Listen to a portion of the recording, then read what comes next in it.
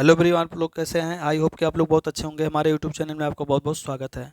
दोस्तों, जैसा कि पिछले वीडियो में हमने आपको दो चर वाले रैखिक समीकरण का परिचय, परिभाषा और हल का गणितीय निरूपण के बारे में बताया था।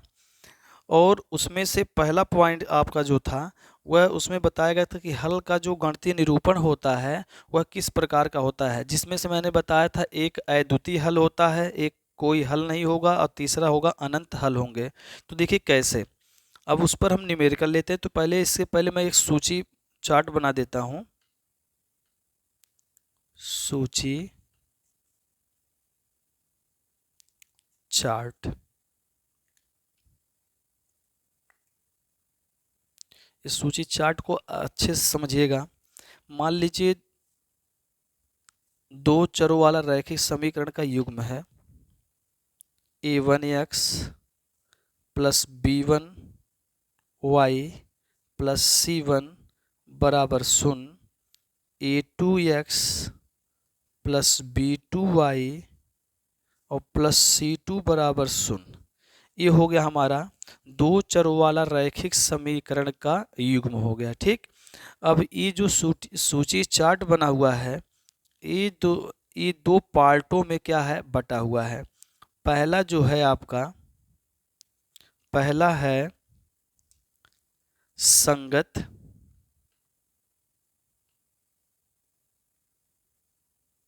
और दूसरा है असंगत।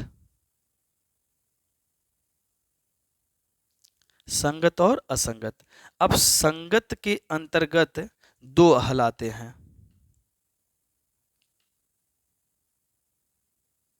दो हल आते हैं। एक का नाम है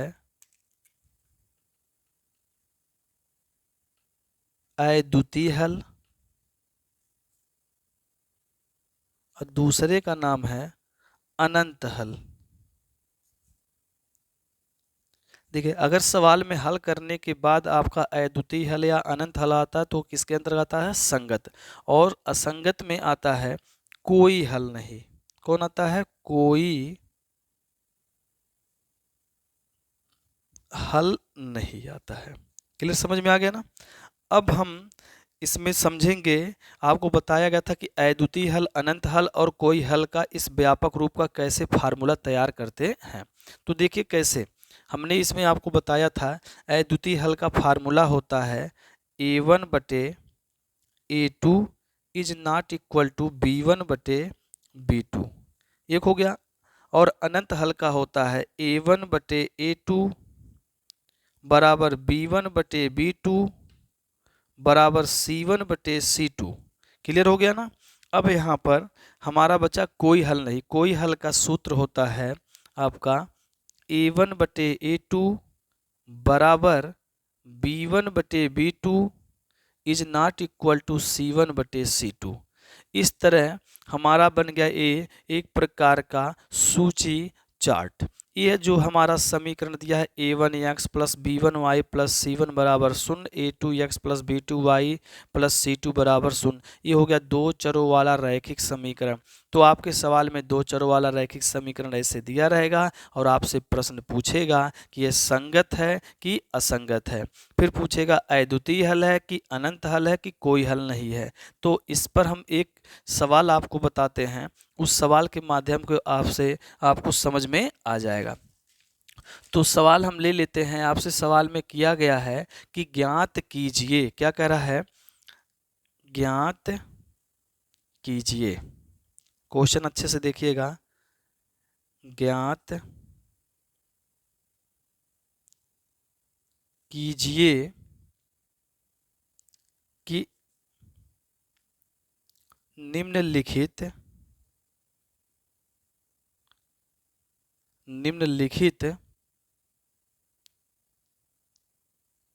रैखिक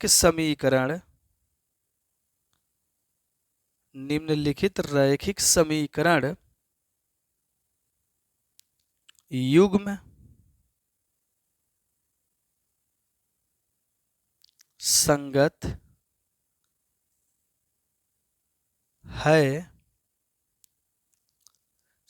है या असंगत। है। देख लिया ना। आपका जो प्रश्न है, यह प्रश्न कह रहा है आपसे, प्रश्न बोल रहा है ज्ञात कीजिए कि निम्नलिखित रैखिक समीकरण युग्म संगत है या असंगत। तो इसके नीचे हम समीकरण दे रहे हैं। समीकरण देखिए क्या लिखा हुआ है। लिखा हुआ है आपका x प्लस 3y बराबर 5, और फिर लिखा 2x प्लस 6y बराबर 8। हो गया ना। तो समीकरण 1 और समीकरण 2। तो समीकरण 1 और 2 आपसे पूछ रहा है कि ये जो रैखिक समीकरण दिया हुआ है, यह युग्म संगत है कि असंगत है। देखिए इसका जवाब देने के लिए हम क्या करेंगे, ध्यान से देखिएगा। सबसे पहले समीकरण को, यानी जब भी आपसे प्रश्न पूछेगा संगत है या असंगत है, अद्वितीय हल है या अनंत हल है या कोई हल नहीं है, इसमें से कोई भी प्रश्न आपसे अगर करता है तो सबसे पहले समीकरण को हम देखेंगे कि हमारा समीकरण ये जो दिया गया है x प्लस 3y बराबर 5, इसके अकॉर्डिंग है कि नहीं है। a1x plus b1y plus c1 बराबर 0। यहाँ देखिए बराबर 0 है, और इस सवाल में देखिए बराबर क्या है, 5 है। तो हमें क्या करना है, ये जो प्लस 5 है इसको जब पक्षांतर करेंगे तो हमारा यहाँ पर -5 बनेगा, और 5 की जगह पे क्या हो जाएगा, 0 हो जाएगा। इसी प्रकार प्लस 8 को पक्षांतर करके यहाँ पर -8 लाएंगे, और 8 की जगह पे क्या बन जाएगा, 0। तो सबसे पहले मुझे a1x plus b1y plus c1 बराबर 0, a2x plus b2y plus c2 बराबर 0 के रूप में इस समीकरण को करना है। तो देखिए हम कर रहे हैं, ध्यान से देखिएगा। सबसे पहले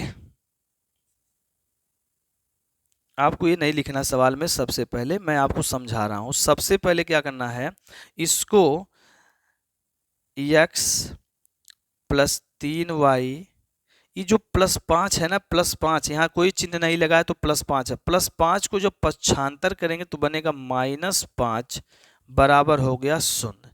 क्लियर, समझ में आ गया। अब यहाँ पर इसके नीचे जब हम लिखेंगे तो ध्यान दीजिएगा, यहाँ पर लिखा है 2x प्लस 6y, ये जो प्लस 8 है ना, प्लस 8 को पक्षांतर करेंगे तो बनेगा -8 बराबर हो जाएगा 0। क्लियर, समझ में आ गया ना। तो समीकरण हमने एक को क्या किया, यहाँ पर किसके रूप में कर दिया, यहाँ पर हो गया आपका, ध्यान दीजिएगा, ये बन गया आपका a1x, ये बन गया a2, सॉरी a1x, ये बन गया आपका b11y, और ये बन गया आपका c1, और बराबर हो गया 0। यहाँ बन गया आपका a2x, और ये बन गया b2y, और ये बन गया c2 बराबर 0। क्लियर, समझ में आ गया ना। तो हमने क्या किया, इसको a1x b1y प्लस c1, तो यहाँ माइनस है तो -c1 बराबर 0, a2x और यहाँ b2y माइनस, यहाँ पर देखिए माइनस तो माइनस हो जाएगा, c2 बराबर 8 हो गया ना। अब यहाँ पर हम क्या करेंगे, अलग अलग मान निकाल के रखेंगे। ध्यान दीजिएगा, यहाँ पर आपको कैसे कैसे प्राप्त हुआ इन मानों को देखिए, इन मानों को क्या करना है, देखना है। इन मानों को अच्छे से देखिए। देखिए हमने यहाँ पर a1, यहाँ पर देखिए x के आगे कोई अंक नहीं है तो यहाँ पर 1 माना जाता है। क्या माना जाता है, 1। तो यहाँ a1 का मान मिल गया 1, b1 का मान मिल गया 3, और c1 का मान मिल गया -5, a2 का मान 2, b2 का मान 6, और c2 का मान -8। तो यहाँ पर हम अलग से लिख लेते हैं। ध्यान दीजिएगा, a1 बराबर 1, देखिएगा, फिर सेम इसी के नीचे ध्यान दीजिएगा, फिर b1 बराबर आपका मिल गया 3, फिर c1 बराबर -5। इसी प्रकार समीकरण 2 में देखिए a2 बराबर 2 और b2 बराबर 6 और C2 बराबर -8।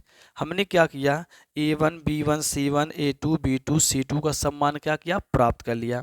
अब हमें यहाँ पर कह रहा कि संगत है कि असंगत है। तो संगत और असंगत को पहचानने के लिए हम क्या करेंगे, हम फार्मूला लगाएंगे। ध्यान दीजिएगा, सूत्र क्या लगाएंगे, ध्यान दीजिएगा। A1 बटे A2 बराबर B1 बटे B2 बराबर C1 बटे C2 हो गया ना। अब हम इसमें मान रखेंगे। A1 की जगह पर A1 का मान, A2 की जगह पर A2 का मान। A1 का मान देखिए 1 है, क्या है 1, तो जगह 1 अपान A2 का मान कितना है 2 है, बराबर B1 का मान 3, B2 का मान 6 बराबर C1 का मान -5 और C2 का मान -8 हो गया ना। अब इसको हम काटेंगे, क्या करेंगे, काटेंगे। जो कटने योग्य है उसको काटेंगे, तो 1/2 तो कटेगा नहीं, तो यहाँ से 3/6 जो है कट जाएगा। 3 1 कम 3, 3 दूना कितना हो जाएगा 6 हो जाएगा। बाकी माइनस माइनस क्या हो जाएगा, कट जाएगा। अब आपके पास निकल के आया 1/2 बराबर 1/2 बराबर 5/8 आया ना। अब इन तीनों मानों में देखिए कौन एक दूसरे के बराबर है, कौन एक दूसरे के बराबर है। तो ध्यान दीजिएगा 1/2 बराबर 1/2 है, ये है। तो 1/2 बराबर 1/2 जो है ये तो ठीक है, लेकिन 1/2 के बराबर 5/8 नहीं है, तो इसको लिखेंगे इज नॉट इक्वल टू। क्या लिखेंगे, इज नॉट इक्वल टू। तो यहाँ फार्मूला कौन सा चल रहा है, यहाँ फार्मूला चला आपका कौन सा, ध्यान दीजिएगा। यहाँ फार्मूला चला A1 बटे A2 बराबर B1 बटे B2 is not equal to C1 बटे C2 के रूप में है, के रूप में है। चूंकि A1 बटे A2 बराबर B1 बटे B2 is not equal to C1 बटे C2 के रूप में है, इसलिए क्या बोलेंगे, इसलिए यह समीकरण, क्या बोलेंगे, यह रैखिक समीकरण, रैखिक समीकरण क्या होगा आपका, असंगत होगा। क्या होगा, असंगत होगा, असंगत होगा। क्लियर, समझ में आ गया ना। इसलिए यह समीकरण क्या होगा आपका, असंगत होगा। क्या होगा, असंगत होगा। तो इस तरह से आपने समझ लिया। अगर आपसे इसी सवाल में हल पूछता कि यह कौन सा हल है, तो असंगत वाले का होता है कोई हल नहीं है। कौन सा हल बोला है, कोई हल नहीं है, कोई हल नहीं है ना। क्लियर, समझ में आ गया ना। इस तरह हमारे प्रश्नावली में सवाल दिया हुआ है। आप आराम से इसकी सहायता से A1 बटे A2 बराबर B1 बटे B2 बराबर C1 बटे C2 में सब मान रख के देख लीजिए कौन सा पद किसके बराबर है। अगर ये दोनों बराबर हैं, ये बराबर नहीं है, तो ये हो जाएगा A1 बटे A2 बराबर B1 बटे B2 is not equal to C1 बटे C2 के रूप में है। ठीक है, यह रैखिक समीकरण क्या बनेगा, असंगत होगा। और जो असंगत होता है उसको बोला जाता है कोई हल नहीं है। तो इस तरह हमने क्या किया आपको कि हल का गणितीय निरूपण के आधार पर हमने एक एग्जाम्पल का सहारा लेकर आपको सवाल समझा दिया। ठीक है, इसी तरह हम फिर अगले सवाल पे चलते हैं। ज्ञात कीजिए, ज्ञात कीजिए निम्नलिखित, निम्नलिखित रैखिक समीकरण युग्म कौन सा हल है, हल है। इसके पहले वाले सवाल में हमने आपको बताया था कि संगत है कि असंगत है, लेकिन अब की बार पूछा कौन सा हल है, कौन सा हल है। तो ध्यान दीजिएगा, यहाँ पर सवाल आपका जो है वह है 2x minus 3y, 2x minus 3y plus 6 बराबर 0, और दूसरा समीकरण है 4x माइनस 5y प्लस 2 बराबर हो गया 0। अब ये देखिए समीकरण 1 और समीकरण क्या बन गया 2 बन गया। इन दोनों समीकरणों को कह रहा हल करके आप बताइए कि यह जो समीकरण का युग्म है ये कौन सा हल है। तो कौन से हल में आपको बता दिए हैं कि 3 प्रकार का हल होता है। 3 प्रकार के हल में पहला कौन सा है, अद्वितीय हल है। कौन सा है, अद्वितीय हल। दूसरा नंबर है आपका अनंत हल और तीसरा है कोई हल नहीं। ठीक, अच्छा, अद्वितीय हल को बोला जाता है केवल एक हल, केवल एक हल बोला जाता है। केवल कौन सा बोला जाता है, एक हल बोला जाता है। और अनंत हल को बोला जाता है अनेक हल। कौन सा हल बोला जाता है, अनेक हल। ये दिमाग में सेट होना चाहिए। तो हमसे पूछा था ज्ञात कीजिए निम्नलिखित रैखिक समीकरण युग्म कौन सा हल है। तो 2x - 3y + 6 बराबर 0, 4x - 5y + 2 बराबर 0। ये जो समीकरण है इसी समीकरणों को कह रहा हल करके बताइए कि अद्वितीय हल है, कि अनंत हल है, कि कोई हल नहीं है। तो ये कब पता लग पाएगा, जब हम इसे इस रूप में लिखेंगे A1/A2। इस सूत्र आपको याद होना चाहिए। जब जब आपसे हल के बारे में पूछेगा तो ये सूत्र है A1/A2 बराबर B1/B2 बराबर C1/C2। क्लियर हो गया ना। अब हमें A1 A2 B1 B2 C1 C2 कहाँ से मिलेगा। ये जो समीकरण 1 बना है ना, इसमें देखिए A1 ये क्या है A1 और ये क्या है B1 और ये क्या है C1 है। तो देखिए A1 का मान कितना मिल जाएगा 2। A1 का मान कितना मिल जाएगा 2 मिल जाएगा। हम दूसरे पेन से लिखते हैं, ध्यान दीजिएगा। A1 देखिए पहले समीकरण 1 है ना, तो समीकरण 1 में A1 A2 B1 यानी A1 B1 और C1 चलेगा। तो यहाँ पर देखिए A1 का मान हो गया 2 बटे A2 का मान कितना है 4 बराबर B1 का मान -3 और B2 का मान -5 बराबर C1 का मान 6 और C2 का मान 2। क्लियर हो गया ना। अब इसको काटिए, 2 एक कम 2 एक कम 2 और 2 दूना 4, फिर ये माइनस माइनस कट जाएगा, 2 एक कम 2 और 2 तियाँ 6। अब ये निकल के आया क्या आपका, अब ये निकल के आपका आया 1/2 बराबर 3/5 बराबर 3/1। क्या ये तीनों मिल रहे हैं, बोलिए क्या ये तीनों मिल रहे हैं। तो ये तीनों मिल नहीं रहे हैं। तो तीनों बराबर जब नहीं है तो is not equal to, is not equal to. तो जिसमें क्या होता है कि A1/A2 is not equal to B1/B2 is not equal to C1/C2। जहाँ तीनों आपस में बराबर ना आए, तो तीनों आपस में बराबर मान नहीं है, तो तीनों जब आपस में बराबर नहीं होता है तो उसे बोला जाता है अद्वितीय हल। कौन सा हल बोला जाता है, अद्वितीय हल, अद्वितीय हल। क्लियर, समझ में आ गया ना।